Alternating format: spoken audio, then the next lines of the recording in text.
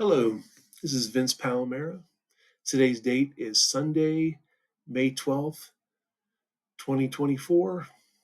And just want to say thank you very much for everyone for their tremendous support of this YouTube channel. This is no hyperbole. There's literally not a day that goes by that I don't receive many comments, as well as many likes, many views. Tremendous enthusiasm, interest in this channel. It's done very well indeed, and began humble beginnings back in 2007. If you go back to my oldest videos, you'll see some of me playing guitar, some music-related videos, Richie Blackmore, and some taped off the TV segments. Hey, it is what it is. That was the technology I had at the time, or lack thereof. Grown leaps and bounds since then. Caught up with technology. Have a camera, digital camera, and all that, and editing equipment. And it's kind of like a running joke to say the well's dry because I always seem to come up with something. Something comes out of nowhere, but my own well is dry. But what I have done is I've made a lot of compilations and restored and put on a new paint job, so to speak, some old stuff. And when you put things in a different order and spruce it up a little bit, it appears new, even though it could be technically, oh, Vinci, something you posted 2, 3, 4 years ago, but a lot of people maybe didn't notice it was overlooked at the time. But in any event, it is what it is.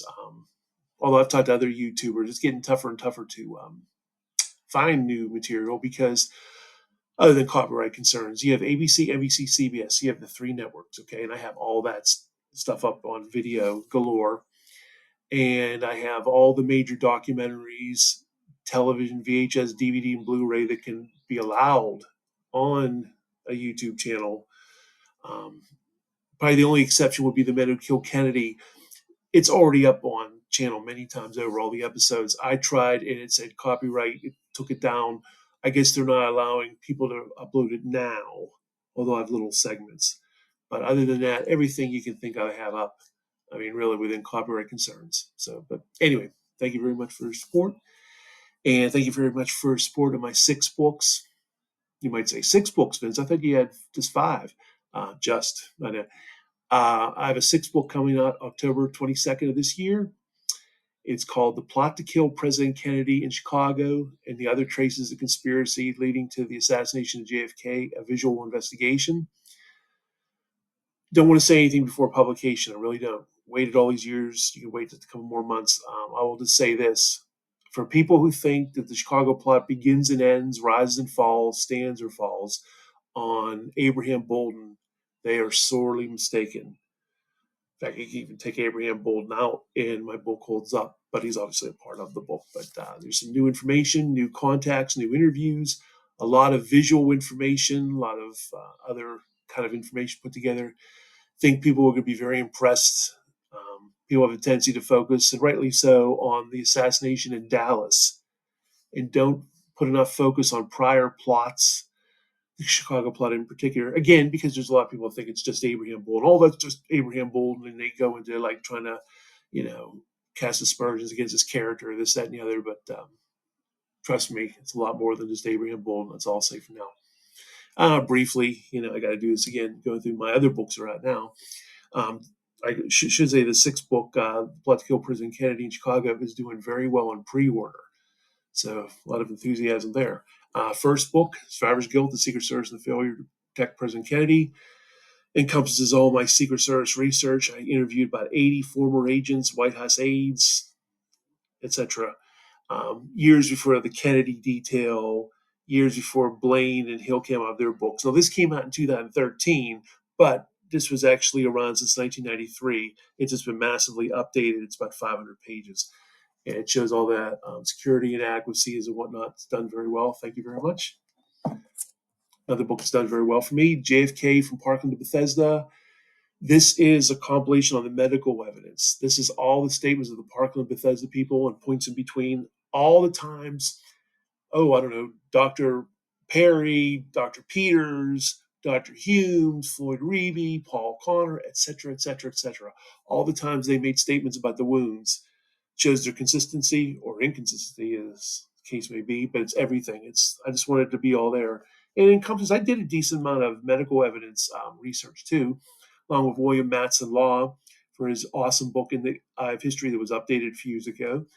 Interviewed Gerald Custer at his home over a 2-day span in 1998. I had also interviewed Gerald Custer with Harry Livingstone for High Treason too back in 1991, and also interviewed on video as well Aubrey Reich in Dallas, November 22nd, 1997. And I corresponded a lot of Parkland and Bethesda people too. So this is the fruits of that labor. This book started out doing well. It's kind of stiff since, but the not so Secret Service. I guess because it's mostly Secret Service and there's just not enough interest in the Secret Service. One huge claim to fame on this one was number one massive best-selling author Gary Byrne, who wrote that book, Crisis of Character by Clinton, former Secret Service agent. Well, he used this book in his follow-up, so much appreciated on that. My fourth book also kind of stiffed. It's okay. Who's Who in the Secret Service still did okay, just not as good as the first, second, or fifth one. And it's good and bad, ugly of the Secret Service. So it is what it is. Who's Who in the Secret Service? The good agents, the bad agents, the infamous agents, etc. And now here comes my fifth book, released in 2021. It's done very well. Return to form here. Honest Answers About the Murder of President Kennedy, a new look at the JFK assassination. And this is my take on the assassination itself. Right before COVID hit, I was over with my cousin Mary Ann. She said, Benny, I want to know who killed Kennedy. And me, Mr. Expert, well, he's Secret Service expert, to a certain extent, medical evidence expert, I couldn't give her a straight answer. So I gave her the pat answer. Oh, it was, multiple gunmen. We think it was the CIA and rogue element. And that was it. And I was like, I felt very unsatisfied by that. Went home that night, and my favorite actor, television actor, Robert Conrad, passed away. Favorite actor, Clint Eastwood, that's another story. You might say Robert Conrad. Vince, what does that have to do with anything? Well, this is what has to do with it. Back in 1978, when I was 12 years old, I was obsessed with the Wild Wild West. Still up to this day, favorite show, have them all on DVD. The fictional story of the Secret Service in the 19th century, so Secret Service. Also in 1978, the Haas Select Committee hearings were on TV, and there was also every night on the news there was talk about conspiracy. I remember talking to my mom and dad, and I came across a big collector of stamps and coins. I came across stamps and coins, foreign ones, especially of President Kennedy. Turns out my mom and dad were huge fans of President Kennedy. They were big fans of him in life, and his death shattered them, and it affected me. So the two kind of melted together. This interest in the Secret Service, albeit from a fictional show at first, with the assassination and President Kennedy's life. And I remember, from that point on, whenever I see newsreels, television specials, photos, whatnot, I'd have a tendency to look past President Kennedy and say, who is that agent there? Oh, it's Clint Hill. Who's that one? Sam Kinney, et cetera, et cetera. I ended up interviewing a lot of them and corresponding with them. So there's that. So like I said, my 5 books, and I got a 6th one coming I'm very excited about. And in addition, here's some of my famous television, VHS, DVD, Blu Ray appearances. Here I am on The Men Who Killed Kennedy. Came out in the 40th anniversary in 2003 to massive ratings. In fact, this DVD sold over 50,000 copies. I guess it was a VHS DVD, one or the other, sold over 50,000 copies. No, I didn't make a cent. I don't care. But massive ratings. My episode was shown 4 times. Little postscript. It was also shown in 2019 and 2020 on Newsmax, of all things, several times. I don't know if it was still shown after that, but that's what I know of. It's Medicare Kennedy. I'm on part 7, The Smoking Guns. He interviewed me for over 16 hours over 2 days. I got like 3.5 minutes, but it's a good introduction. Here's what I'm really proud of. A Coup in Camelot, DVD and Blu Ray. In fact, this is the DVD. This is the Blu Ray. I have the DVD as well. Coup in Camelot. I get a solid 15 minutes of this. Really proud of this. They back in 2013, I guess it was, over my mom and dad's place. They interviewed me and went there because it was better lighting and this, that, and the other. And it's much more detailed than The Men Who Killed Kennedy. This is like a little appetizer. This is the main course where I really go into all the Secret Service malfeasance and whatnot. And I actually have a couple clips. I think Gerald Bain and Sam Kinney, my audio clips, make it on there. And yeah, very good indeed. I'm also thanked at the end of every single episode of the Oliver Stone JFK Revisited. It's the complete collection. So not only do you have the 2-hour one, you also have the 4-hour one. and you'll see my name. I'm thanked at the end of every episode. They used my Secret Service agent Elmer Moore photos and a few other things. You might say, Vince, oh, why weren't you actually on the documentary rather than just being thanked at the end? Well, hindsight's 2020. At the time I was contacted, they didn't give me any details. I was contacted at the last minute, so I had no more vacation time at work. Money was tight at the time, and they gave me no details. And I've been offered so many times documentaries. For every one that came through, there'd be 3 or 4 that never saw the light of day. So if I had the details, Oliver Stone being involved, and Jim DiEugene and other people, I politely passed. Again, because it was last minute and didn't have travel time, this, that, and the other. And but at least I got to, be involved in other ways and got thanked at the end and all that good stuff. I'm also thanked on National Geographic JFK The Final Hours. See my name at the very end. Clint Hill and Lisa McCubbin are on this on camera. I'm thanked at the very end the producers used my information. I'm also on Secrets of the Secret Service, the 2009 Discovery Channel documentary. I don't have a DVD copy of that, but it's online.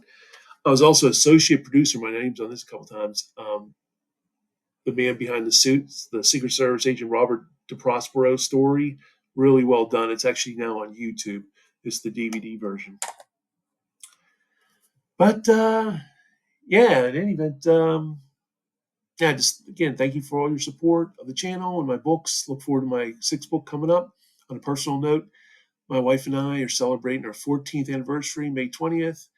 We're celebrating our 10-year wedding anniversary, September 25th. Very happy indeed. Also very happy. I'm going to be retired within a year or less. Totally retired from work, baby. Yeah. And also be living in a paid off house. Yeah. So I'll just be chilling out. I'm blessed. I still got my hair, no gray. And I'm going to be 58 coming up June 25th next month. A lot of people say I look younger, much younger, but that's another story. Anyway, enough of my ego. Thanks a lot for your support. Take care.